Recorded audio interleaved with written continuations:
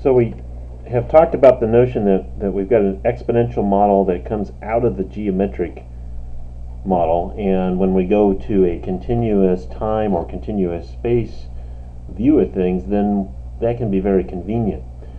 When we first introduced the geometric model, we played around and took a look at earthquake magnitude information. And at that time, we had done just integer values for the magnitudes and had an interval width of 1. Right here, we're going to take a different look and say that the interval width is at 0.5. So we've taken the previous observed number of earthquakes in these ranges, reclassified them, and so now we have observed relative frequencies that are slightly different than what we had before. For instance, from 3.5 to 4.5 we had 87. Well, it turned out when we looked at it, the data in greater resolution, that we had 60 of them from 3.5 to 4, and there was a total of 100, hence how we got 0.6. And remember, to get to the probability density, then we'll just take our observed relative frequency and divide by our bin width, or our cell width, and that'll give us a probability density. So in this case, a nice convenient divide by a half or multiply by a 2, and 0.6 becomes 1.2 for the probability density, centered at 3.75. Hence, that was why I chose that particular value in the exponential shift that we used before, because it was in the center of this particular bin.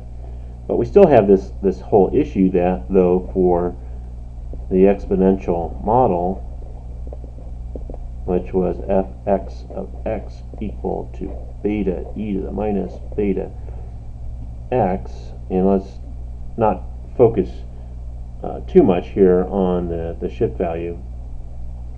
Well, heck, let's go ahead and put it there, minus 3.75. Right, so how do we go about finding what the value of beta ought to be? Because that's crucial here. Single parameter. Should it be the mean? Should it be coming out of some normalizing condition? Where the heck should we come? Well, we've already used normalizing, so we can't use that. It's an interesting question then of, well, where do you fit? And in some ways, you fit so that you end up with information that's most useful to you. If that's in the body of the distribution, then we should deal with then the mean, perhaps. Or maybe what you care about is not the mean itself, but rather maybe a clustering around the mean. Or for extreme cases, well, maybe you really care about how this model predicts things out into the future. Or maybe you care mostly about, hey, maybe we should really just be focused on fitting right in our data itself. And that's what we did with the geometric, was we took a look at, let's try at one specific point, and let's do that at the center of our first bin. If we do that, now let's match the probability density at that location. Should be fx at 3.75, and okay, that would be beta e to the minus beta raised to the 3.75 minus 3.75, right? And if we do that, well, we get 0, so e to the minus 0, that's just 1, and we're going to set that equal then to our observed probability density at that location, which was 1.2. So that would be our first attempt at this. Right, now we could try this at other points too, and that's what we did when we looked at what would happen if we changed a fitting at a different point, what happened to the coefficient A and that sort of thing. But we could also try a ratio here, get some sort of pattern about how the observed values change. So maybe we try the ratio of the probability densities at 4.25 and 3.75. Right, and clearly the betas cancel out there, but we'll have e to the minus beta 4.25 minus 3.75 over e to the minus beta, well, that's 0 because it's 3.75 minus 3.75 just as before, and we're left with e to the minus then 0.5 beta, and there we could set that equal to the observed values that we had for that ratio, right? So that'd be 0.54 over 1.2. And when we then solve for beta, we find that that gives us a new value of beta that's 1.6. First go around it was 1.2, and now it's 1.6. Right? So the second attempt is called a modeling ratio approach.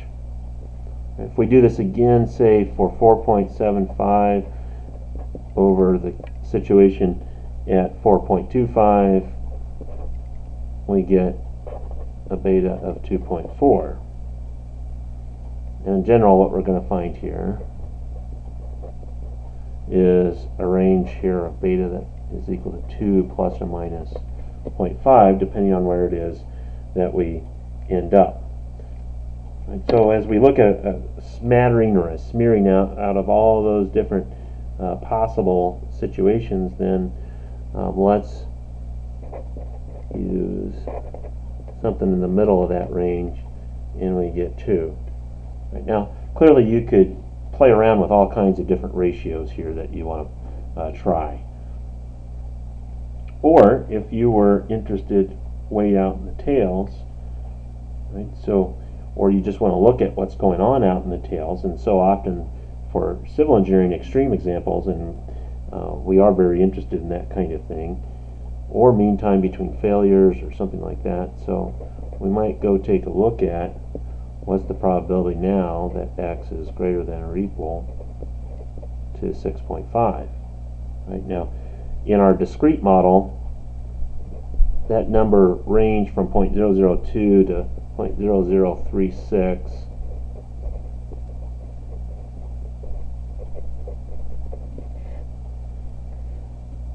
Right here, we'll have integral from 6.5 to infinity of our probability density function, e to the minus beta x minus 3.75 dx. Right, and we've chosen a value for beta that's 2. Right, so that'd be 2e to the minus 2 times x minus 3.75 dx. And so now we end up with e to the minus 2 x minus 3.75 evaluated from infinity to 6.5. Notice I did the flip-flop that took care of the minus sign in the integration here, and that just was a convenient way to get us to that. We're end up in evaluating this as e to the minus 2 times 2.75, and that turns out to be equal to 0.0025, which suggests to us that when we use the value of beta equal 2 coming out of this modeling ratio approach, that we were getting tail numbers that were pretty similar to what we were getting with the discrete model. So at least there's some modeling consistency between the two approaches.